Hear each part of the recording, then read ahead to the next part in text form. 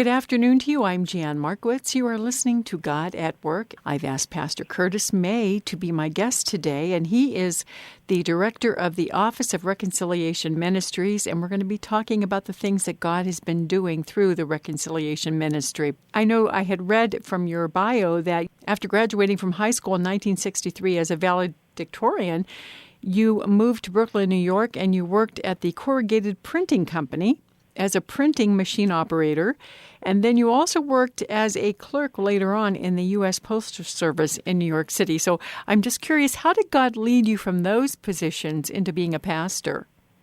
Oh, yes, and thank you for having me on. In New York City, it's a pretty tough town, as you can imagine, and I was from Alabama, and I was finding my way, and God was working with my heart to soften me up toward Him. And as I was already a member of a church after I left the Baptist church in Alabama and went on to New York and joined the church, I got involved in serving in the church. And I had some good mentors as pastors and associates, and they began to take me out with them on visits. And I sat down in people's living rooms with them, and we talked about Jesus. We talked about life and transformation. We helped people. We helped widows. And I saw the tremendous benefit of that ministry. And so I said, I too would like to do this kind of work for the rest of my life because I saw the benefit. It really helped people. It transformed lives. And so that's how God began to tug at my heart to do this kind of work for the rest of my life. Great. So you went on to work in pastoral ministry for over 30 years, and Yes. Then you were appointed the director of the Office of Reconciliation Ministries. Now tell me what this ministry is all about. That's a great question. I love that question. And I'll also tell you I'll start with how this ministry began.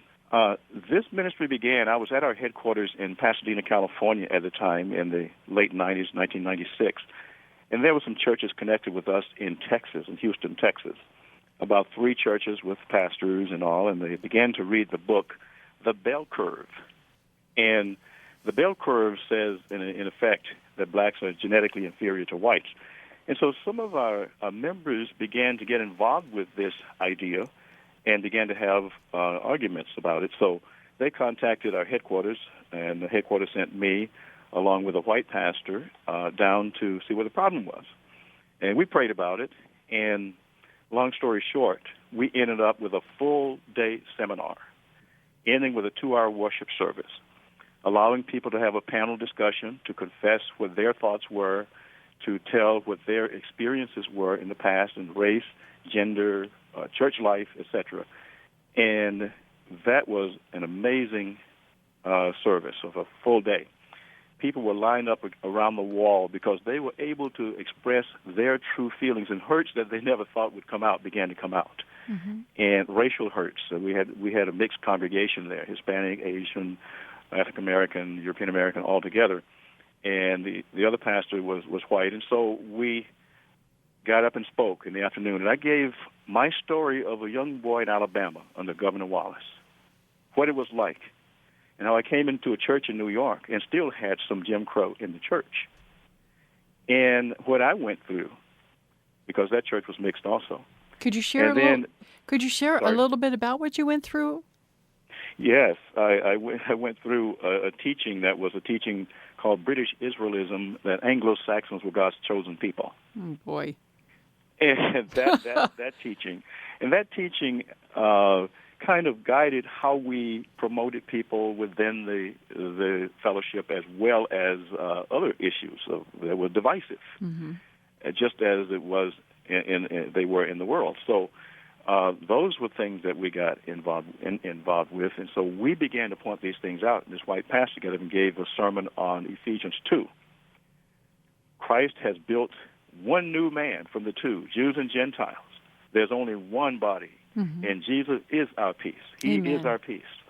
And so by the time that service was over, as far as having talked about the lack of promotion and this kind of thing because of racial issues and that teaching, people were thrilled because others had gone through the same thing.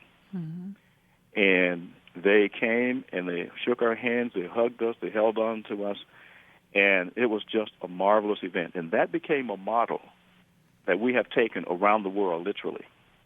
Africa, Belfast, Southern Ireland, Europe, Philippines, that model. When people ask me to do a workshop in reconciliation, I take that model of confession, of panel discussion, of being open and true about your experiences. Then we have steps toward healing, steps toward coming out of it. And so that's how God founded and birthed this ministry.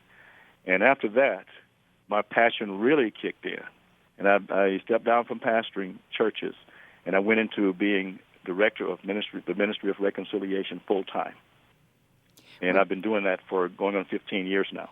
Well, God bless you for it. It sounds like you're doing a great work, and God is doing a great work through you in the ministry. And can you share any stories of actual people's lives? You don't have to mention their names, but actual people's lives who had found healing and where a change was made?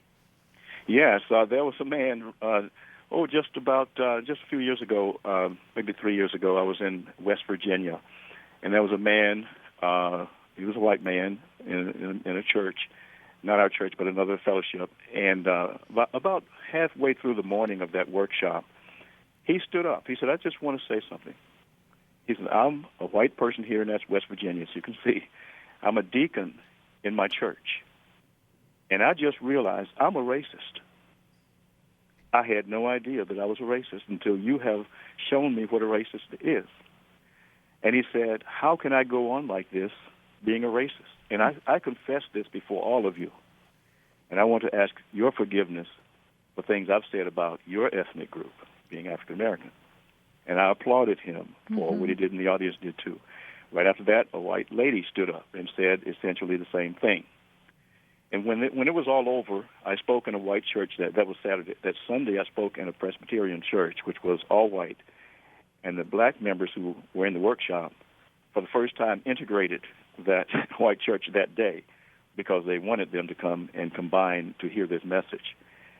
And at the end of that weekend, that man asked me, he said, "How are you going back to the airport?" Which was 2 hours away.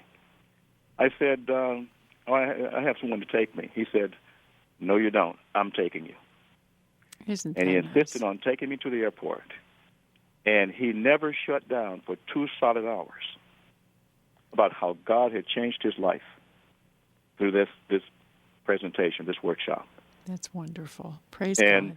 And there was another one. I just got a letter about 2 weeks ago from a man, African-American businessman, and I know him. I've talked with him and met with him.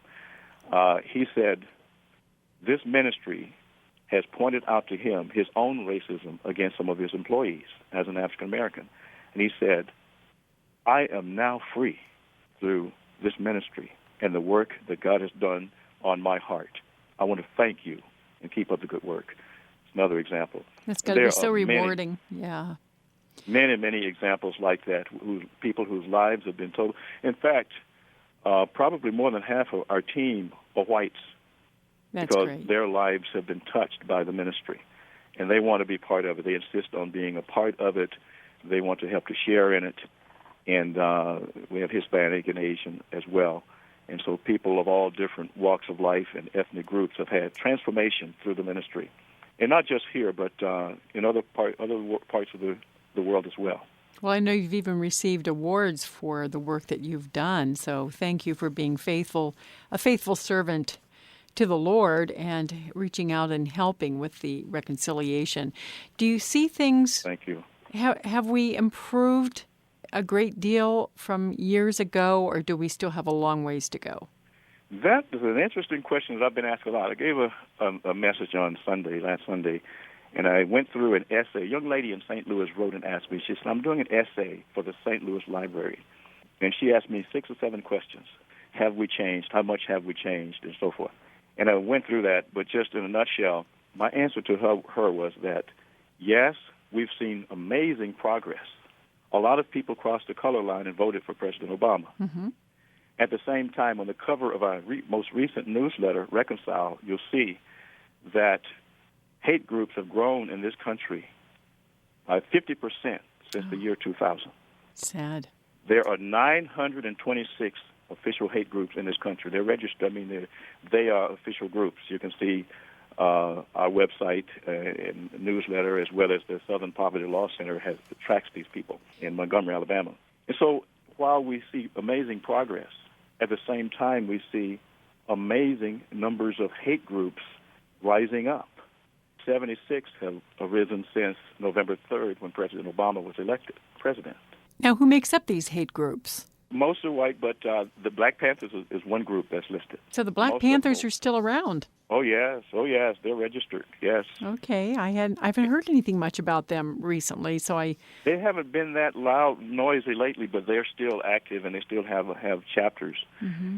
But most of them are white. These are United Klan of America, different Klan groups and various groups that have been around for many years. Isn't that sad? You have good and bad at the same time. Yeah. And it's disheartening because you think of all the amazing progress and all the goodwill among whites, blacks, Asian, Hispanics, all different people are doing all kinds of things together. Yes. But we still have this growth in hate groups and hatred.